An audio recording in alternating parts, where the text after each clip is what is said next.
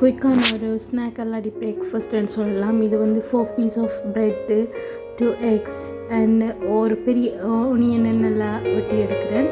அடுத்த 2 பச்சை மிளகாய், இவ்வளோ தான் தேவையான பொருட்கள். மற்றது ஸ்பைசஸ், இதுக்குள்ளே வந்து வெட்டி எடுத்த வெங்காயத்தையும் பச்சை மிளகாயும் அந்த 4 ப்ரெட்டிற்கு தெரியாத தண்ணியில் டிப் பண்ணி புழிஞ்சு எடுத்து அதுக்குள்ளே இந்த ஒனியன் ஆட் பண்ணி, அடுத்தது வெங்காயம் ஆட் பண்ணிவிட்டு முட்டையையும் 2ஐயும் அடித்து ஊற்றிட்டு அதுக்குள்ளே சேர்த்துட்டு நல்லா மிக்ஸ் பண்ணி விடணும்.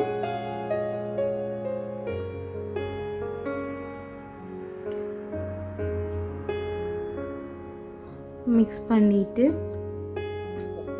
ப்ரெட்டை வந்து சும்மா அப்படியே தண்ணியில் தண்ணி அப்படியே நனைச்சிட்டு டக்குன்னு புழிஞ்சு எடுக்கணும். தண்ணீரும் விட்டு அது ஒரு மாதிரியும் வந்துடும். இதுக்குள்ளே நான் வந்து தூள், உப்பு, நீங்கள் தூள் ஆட் பண்ணாமல் பெப்பர் அண்ட் சால்ட்டோடையும் நிப்பாட்டலாம், உங்களோட விருப்பம். நான் இதுக்குள்ளே கொஞ்சம் தூள் ஆட் பண்ணுறேன்.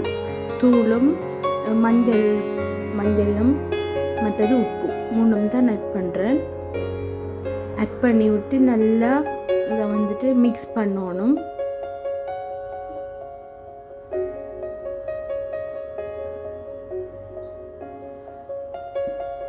இது வெரி குயிக்கான ஈஸியான ரெசிபி. ப்ரெட் சில பேருக்கு பிடிக்காட்டி இப்படி செஞ்சு கொடுக்கலாம்.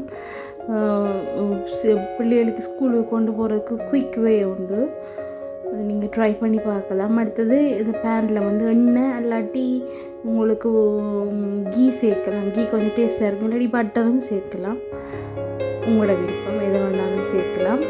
அது மெல்ட் ஆகி வந்த உடனே வந்து அதில் வந்து பெரிய பேனுடைய நான் கொஞ்சம் கூட ஊற்றுவேன் பாருங்கள். பட்டர் ஷேப்பில் அப்படியே ஊற்றலாம். இல்லாட்டி ஏதாவது ஷேப்ஸ் இருந்தால் அதுக்குள்ளே விட்டுட்டு அதை வச்சுட்டு ஊற்றலாம். கிட்ஸுக்கு எல்லாம் ஷேப் வேணும்னு சொன்னால் ஷேப்பாக கூட வச்சு அதை ஊற்றி எடுக்கலாம். மற்றது இது வேகிற அளவுக்கு ஆக மெல்லிஸ் இல்லாமலும் ஆக தட்டை இல்லாமலும் இப்போ நாம் வைக்கிற அளவுக்கு நீங்கள் வைக்கிறதுக்கு ட்ரை பண்ணுங்க. என்ன ஆக மொத்தமானா கொஞ்சம் வேகாமல் இருக்கும். சில பேருக்கு அந்த முட்டை ஸ்மெல் பிடிக்காமல் இருக்கும். இப்போ கொஞ்சம் கிறிஸ்பியாக வேகிறேன்னு சொன்னால் இந்த அளவுக்குள்ள இருக்கணும். மற்றது நீங்கள் திருப்பைக்குள்ளே வந்து நல்லா அமர்த்தி விட்டீங்கன்னு சொன்னால் மேலே அது உள்ளுக்குள்ளே டக்குன்னு குயிக்காக வேகிறதுக்கு ஹெல்ப் பண்ணும். ஸோ கொஞ்சம் எண்ணெய் கூடவே இருந்தால் கிறிஸ்பி டைப் வரும். அதுக்காகத்தான் நான் கொஞ்சம் எண்ணெய் கூட விட்டுருக்குறேன். இது வித்தின் 10 மினிட்ஸில் செய்யலாம். இது 10 மினிட்ஸ் ஓகே, 10 மினிட்ஸில் செய்யலாம் நினைக்கிறேன். ஒனியன் வெட்டுற மட்டும்தான் ஒரு வேலை, மற்ற எல்லாம் வெரி குயிக்காக செய்யலாம். இப்படி நீங்கள் மேலே அமர்த்தி விட்டீங்கன்னு சொன்னால் அந்த உள்ளுக்குள்ளே வேகிற ஈஸியாக இருக்கும்.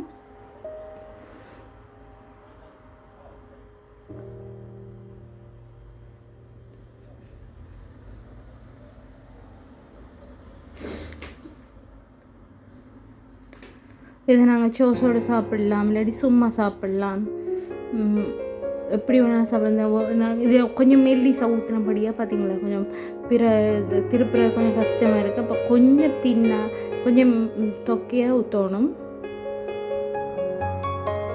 கொஞ்சம் தடிப்பமாக ஊற்றிட்டு தான் திருப்புற உங்களுக்கு ஈஸியாக இருக்கும்.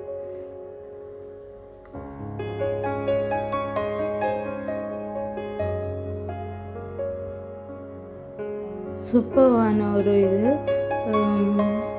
நீங்கள் ட்ரை பண்ணி பாருங்கள்.